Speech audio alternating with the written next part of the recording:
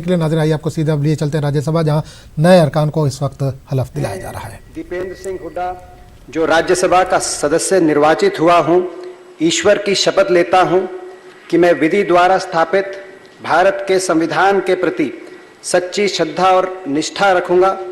मैं भारत की प्रभुता और अखंडता अक्षुण्ण रखूंगा तथा जिस पद को मैं ग्रहण करने वाला हूं उसके कर्तव्यों का श्रद्धापूर्वक निर्वहन करूंगा।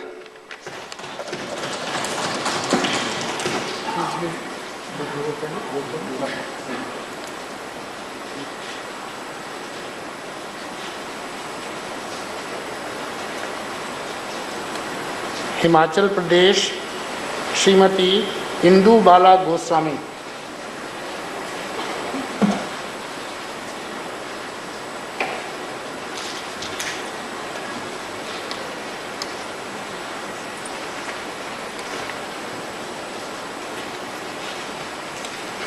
मैं इंदु बाला गोस्वामी जो राज्यसभा की सदस्य निर्वाचित हुई हूँ, ईश्वर की शपथ लेती हूँ कि मैं विधि द्वारा स्थापित भारत के संविधान के प्रति सच्ची श्रद्धा और निष्ठा रखूंगी।